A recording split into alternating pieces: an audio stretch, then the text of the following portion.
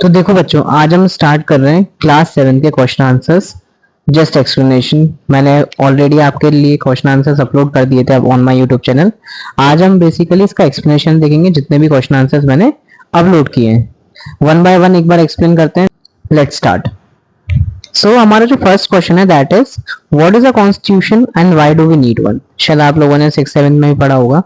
Constitution क्या है? Constitution कहता है a constitution is a set of basic rules and regulation according to which a country is governed। तो constitution क्या है? बेसिकली एक सेट ऑफ रूल्स है जो आपको बताता है कि एक कंट्री कैसे गवर्न की जाएगी। तो कॉन्स्टिट्यूशन क्या है? एक बुक है, ठीक है। आज ये कहता है it defines the power of the government and the right of the citizens and the rules that everyone must follow. और क्या बताता है कि भाई गवर्नमेंट की पावर क्या होंगी, सिटीजंस के राइट्स क्या होंगे, और कुछ रूल्स बताता है जो हर किसी को फॉलो करने चाहिए। तो ओवरऑल कह सकते हैं कि कॉन्स्टिट्यूशन क्या है? एक बुक है जो आपको ये बताती है कि कंट्री कैसे चलाई जाएगी। साथ ही साथ वो बताती है कि गवर्नमेंट की क्या पावर होंगी, सिटीजंस के क्या राइट होंगे, एंड कुछ रूल्स बताती है जो हर किसी को फॉलो करने हैं। क्लियर हुआ? इसमें आगे और बोलता है कि why do we need constitution, कि हमें क्यों जरूरत है कॉन्स्टिट्यूशन की। तो कहता है first point, it provides rules and regulation for running the country. ठीक है, हमने पढ़ लिया अभी कि भाई रूल्स एंड रेगुलेशन के बारे में बात करता है। Second, it protect the right of the citizen. सबसे इंपॉर्टेंट, कॉन्स्टिट्यूशन हमें कुछ फंडामेंटल राइट्स देता है। कोई बताएगा कितने फंडामेंटल राइट्स हैं? जिसको भी पता है कमेंट करके बताओ। तो सेकंड कहता है कि हमारे कुछ फंडामेंटल राइट्स हैं जिसको वो प्रोटेक्ट करता है। इन केस अगर हमारे राइट्स वायलेट होते हैं, इसका मतलब छीने जाते हैं, तो हम कहाँ जा सकते हैं? सुप्रीम कोर्ट या फिर high court.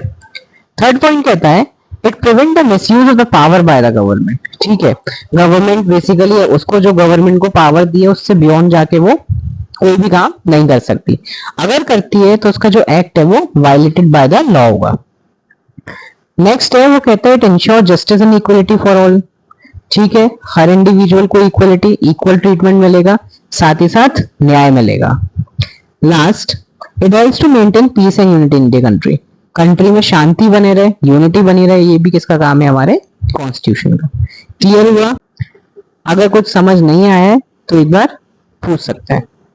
Second question, how was the Indian constitution prepared? कैसे बनाया गया था? तो देखो बेटा, इंडियन कॉन्स्टिट्यूशन एक कॉन्स्टिट्यूएंट असेंबली ने बनाया था, जिसमें काफी सारे लोग थे, लगभग 299 मेंबर्स थे, जिनने मिलकर हमारा कॉन्स्टिट्यूशन बनाया है। तो पढ़ते हैं क्या कहता है answer. The Indian constitution was prepared by the constituent assembly. मैंने बताया कॉन्स्टिट्यूशन किसने बनाया? हमारा कॉन्स्टिट्यूएंट असेंबली ने। The assembly first met on 9 December 1949 and discuss the constitution for nearly 3 years. कब हुई थी सबसे पहली मीटिंग? 9 दिसंबर 1949, और लगभग 3 इयर्स हमारा कॉन्स्टिट्यूशन डिस्कस हुआ था।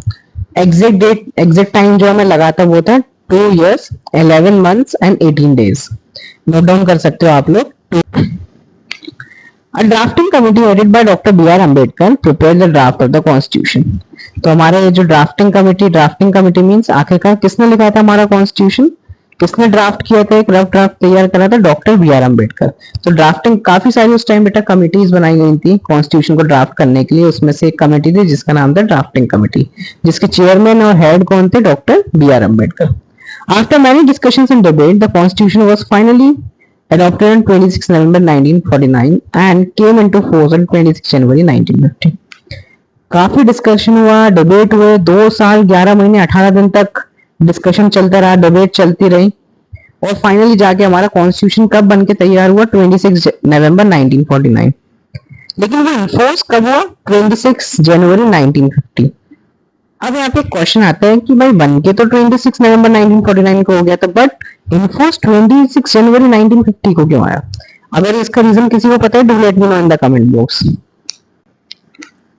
नेक्स्ट क्वेश्चन आता है how did freedom struggle and civilisational heritage influence the constitution. कि कैसे हमारा जो फ्रीडम स्ट्रगल था, इतना लंबा डिस्कशन चला, इतना सारे वॉर कह सकते हैं, लड़ाइयां हुई विद द ब्रिटिशर्स, इतना सब होने के बाद तो ये सारी चीजों ने हमारे कॉन्स्टिट्यूशन पे कैसे अफेक्ट किया है? तो आंसर कहता है our freedom struggle inspired the constitution with the ideal of the justice, liberty, equality and democracy. ये फ्रीडम स्ट्रगल को देखते देखते हमारे कॉन्स्टिट्यूशन में कुछ आइडियल्स रखे गए हैं, लाइक जस्टिस, न्याय मिलेगा हर किसी को, लिबर्टी, आजादी मिलेगी, इक्वलिटी, हर किसी के साथ इक्वलिटी होगी। And democracy, democracy means individual को राइट होगा कि वो अपना लीडर, अपना गवर्न, जो उस कंट्री को गवर्न करेगा उसको खुद इलेक्ट कर सकते हैं। तो गवर्नमेंट कैसी होगी? ऐसी गवर्नमेंट होगी जो किसके द्वारा इलेक्ट की जाएगी? पीपल के द्वारा। It reflect the aspiration of the Indians for freedom, equal rights and self government. और क्या दिखाता है हमारा कॉन्स्टिट्यूशन, क्या रिफ्लेक्ट करता है? इंडियंस फॉर फ्रीडम, मतलब जो लोग लड़े थे आजादी के लिए, ठीक है, इक्वल राइट, सेल्फ गवर्नमेंट, तो ये सारी चीजें रिफ्लेक्ट करता है। अगर शायद फ्रीडम स्ट्रगल नहीं होता तो आज हमारे पास ये जो कॉन्स्टिट्यूशन है वो भी नहीं होता। कोई क्वेश्चन ऐसा है जो नहीं आया समझ, do let me know in the comment box. Next, what are the key features of the constitution of India, why still relevant even though it was written more than 70 years ago? कि constitution के features क्या हैं और आज के time पे वो इतना रिलेवेंट क्यों है, बल्कि वो तो 70 साल पहले लिख चुका था। तो देखो क्या कहता है, की फीचर्स क्या है। फर्स्ट है, it guarantees the fundamental right to all citizens. हर किसी को फंडामेंटल राइट्स देता है कॉन्स्टिट्यूशन। सो कितने फंडामेंटल राइट हैं अभी तक मेरे को बताया नहीं किसी ने। तो कुछ फंडामेंटल राइट्स हैं जो हमें कॉन्स्टिट्यूशन गारंटी करता है। फंडामेंटल राइट जरूरी क्यों है? जिससे कि इंडिविजुअल अपनी पीसफुल लाइफ एंजॉय कर सकते हैं, अपनी फ्रीडम एक्सरसाइज कर सकते हैं एंड सो ऑन। सेकंड कहता है, it provides a democratic system of government. Democratic system क्या होता है? Where people have the right to elect their leaders. Third, it is the supreme law of the country. ठीक है, इसको हम grand norm के नाम से भी जानते हैं। लास्ट है, it ensure unity in diversity with respect all religion. भाई जितने भी रिलीजन रह रहे हैं इंडिया में, हिंदू मुस्लिम, सबको एक साथ मिलके रहना है। क्लियर हुए फीचर्स। नेक्स्ट क्वेश्चन आता है, the constituent assembly had representative from diverse background in India. Why do you think it was important to have a diverse set of representative for from all over India? कि constitution assembly की बात करें तो भाई उसमें तो अलग अलग रिलीजन के लोग थे, अलग अलग धर्म के लोग थे, लेकिन क्यों ऐसा, क्यों जरूरी था कि भाई अलग अलग लोगों के, अलग अलग धर्म के लोग इसमें होना जरूरी थे? तो आंसर है, it was important because India एक डाइवर्स कंट्री है with different languages, religion, culture and region. India कैसी कंट्री है? एक डाइवर्स कंट्री है। शायद अगर हम वन रिलीजन की कॉन्स्टिट्यूएंट असेंबली बनाते तो हर रिलीजन के जो शायद आइडियाज है, ओपिनियंस है, कल्चर है, वो हम लोग कहीं ना कहीं कॉन्स्टिट्यूशन में रिफ्लेक्ट करने में कमी कर देते। इस कारण हमने कॉन्स्टिट्यूशन में क्या करा है, कॉन्स्टिट्यूशन में हमने सारे रिलीजन के जितने लोग थे उन सबको कॉन्स्टिट्यूंट असेंबली में रखा था और सबने अपने अपने आइडियाज, ओपिनियंस रखे जो हमारे कॉन्स्टिट्यूशन में अडॉप्ट किए गए हैं। तो आंसर कहता है बेटा, it was important because India एक डाइवर्स कंट्री है जहां पे अलग अलग धर्म के, लैंग्वेज के लोग रहते हैं। साथ ही साथ representative from all over part of the India ensured that the views and interest of all people were included while framing the constitution। जैसा मैंने कहा कि अगर एक ही धर्म के रखते तो क्या होता, डिस्प्यूट होता। शायद जो 70 साल पुराना जो लॉ है वो आज नहीं देखने को मिलता। तो ये क्यों चल पाया है? क्योंकि हमने जब कॉन्स्टिट्यूएंट असेंबली बनाई थी तो उस टाइम पे उस कॉन्स्टिट्यूएंट असेंबली में हर रिलीजन के लोग थे, तो सबके ओपिनियंस हमने अडॉप्ट किए और कॉन्स्टिट्यूशन में लिखे। नेक्स्ट,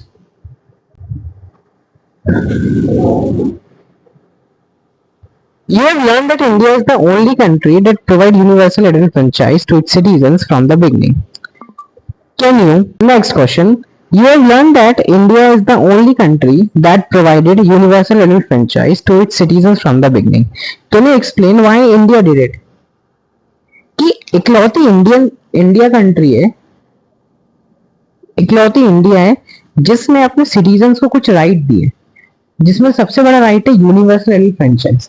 इसका मतलब कि हर 18, मतलब जो भी मेजर है, दैट मींस 18 और अबव, उसको एक राइट टू वोट का अधिकार है कि भाई वो वोट दे सकता है और अपने रिप्रेजेंटेटिव को इलेक्ट कर सकता है।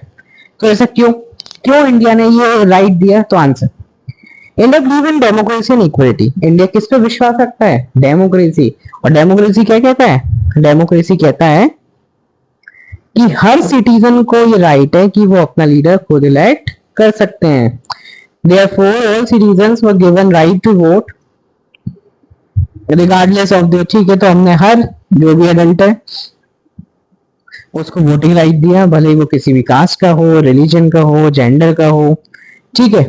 This insured that every citizen was treated equally, और हमने अगर बिना डिस्क्रिमिनेशन के हर किसी को राइट दिया है तो ये क्या रिप्रेजेंट करता है, इक्वलिटी। ठीक है, क्लियर हो रहा है सबको। और साथ ही साथ क्यों जरूरी है, तो नीचे लिखते हैं व्हाई इंश्योरिंग या giving equal right to all, Constitution ensured that the views and interest of all the people were included while forming the family of the Constitution। अब वोटिंग ये तो है नहीं कि हिंदूज देंगे या मुस्लिम देंगे, सारे रिलीजन के लोग अपना राइट वोट देंगे। तो इससे जो लीडर फॉर्म होगा वो किसकी राइज होगा, सारे रिलीजन के, और वो किसके लिए काम करेगा, सारे रिलीजन के। क्लियर हुआ। Next, it is said that all citizens in India are equal before the law. Do you think this is a fact? Give reason. If not, suggest any reform that you would like to use. ये कहा जाता है कि जितने भी citizen हैं India में, हर कोई कानून की आंखों में बराबर है। कोई कानून से बड़ा नहीं है, कोई कानून से छोटा नहीं है, सब कानून के लिए बराबर है।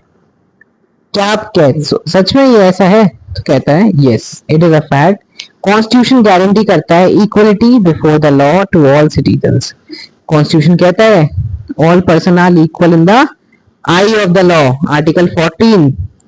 साथ ही साथ कहता है कि कोई बंदा, कोई पर्सन लॉ के ऊपर भी नहीं है और लॉ के नीचे भी नहीं है, हर कोई लॉ के लिए बराबर है, चाहे वो किसी भी कास्ट का हो, जेंडर का हो, कोई भी रिलीजन का हो, कोई मतलब नहीं, सब बराबर है। इन केस अगर कोई के राइट वायलेट होते हैं, then he or she can approach before High Court or the Supreme Court demanding or seeking their right। Clear हुआ। तो क्या इंडिया में कोई इनइक्वलिटी चलती है, नहीं, इंडिया में सारे लोग क्या हैं, इक्वल हैं। Next, do you think we as a society have achieved all the ideals of the constitution? If not, what can we do to as a citizen to move our country closer to the ideal? क्या जो constitution में ideals दिए गए हैं, क्या हमने उनको completely अपना लिया है, वो क्या कंप्लीटली सोसाइटी में इम्प्लीकेट हो चुके हैं, नहीं तो क्या, no, we have not, no, we have fully achieved all the ideals of the constitution. Problems such as poverty, discrimination, inequality still exist। हालांकि अगर हम देखें तो जो भी आइडल्स हैं वो लगभग फॉलो हो चुके हैं, बट कुछ आइडल्स या कुछ प्रॉब्लम्स अभी भी हमारे इंडिया में फेस हो रही हैं, लाइक पॉवर्टी है, डिस्क्रिमिनेशन है, इनइक्वालिटी है। एज ए सिटीजन्स हम कैसे मदद कर सकते हैं, we can help by respecting others, laws follow करें, इक्वलिटी प्रमोट करें, प्रोटेक्ट करें पब्लिक प्रॉपर्टी को, एंड एज वेल एज काम करें किसके लिए, सोशल हार्मनी एंड जस्टिस के लिए। तो कहीं ना कहीं गवर्नमेंट के साथ साथ किसको कोऑपरेट करना पड़ेगा, we the citizens of India. So it is necessary to have a cooperation with the government, then only the country will finally achieve all the ideals given under the Constitution of India। Clear हुआ। Now question number 10, मतलब शायद 9 जो question है वो repeat हो गया है। Question number 10, read the statement below carefully and identify which key features value in the Constitution of India are reflected in each। तो बेसिकली ये वन वर्ड है। First, Sheena, Rajat and Harsh are standing in a line, they are excited to cast their first vote in the general election। अब कहीं भी अगर voting की बात आती है तो हमारा कौन सा फीचर आता है कॉन्स्टिट्यूशन का, यूनिवर्सल एडल्ट फ्रेंचाइज, जो क्या कहता है कि हर किसी को राइट टू वोट है। Next, so next is Radha, Iman and Harpreet study in the same class in the same school. तो ये क्या रिप्रेजेंट कर रहा है, equality. People of different religion show कर रहा है, Radha, Iman and Harpreet, they belongs to different religion but study in the same classroom, so it represent the features of equality. Next, parents must make arrangement to ensure their children education. तो ये हर parents को ये arrangement करना चाहिए कि उनका बच्चा पढ़े, तो उनके लिए कौन सा राइट है, right to education. Next, people of all caste, genders and religion can use the village well। ठीक है, अब गांव में अगर देखें, विलेजेस एरिया में देखें तो काफी डिस्क्रिमिनेशन होता है, तो इसलिए बोला है कि कोई भी किसी भी कास्ट का हो, जेंडर का हो, धर्म का हो, हर किसी को जो विलेज है वो ढंग से यूज करना है। ये क्या शो कर रहा है, इक्वलिटी एंड नॉन डिस्क्रिमिनेशन। ठीक है, next, everyone should be treated fairly and with respect no matter their background. कोई को भी उसके कास्ट के बेसिस पे हमें डिस्क्रिमिनेट नहीं करना, सबको फेयरली ट्रीट करना। ये क्या रिप्रेजेंट कर रहा है? Equality and non discrimination. तो बेटा यहाँ पे हमने सारे क्वेश्चन आंसर्स एक बार एक्सप्लेन कर लिए हैं। इन केस अगर कोई डाउट अगर आपको आता है तो एक बार कमेंट में मेरे को बताना, I will sort it out. So thank you for watching. Video कैसा लगा आपको बताओ कमेंट करके यार कैसा लगा, और आपको कौन सा क्वेश्चन आंसर या किस चैप्टर के क्वेश्चन आंसर अब नेक्स्ट चाहिए, do let me know in the comment box. Next video के साथ, तब तक के लिए टाटा बाय बाय।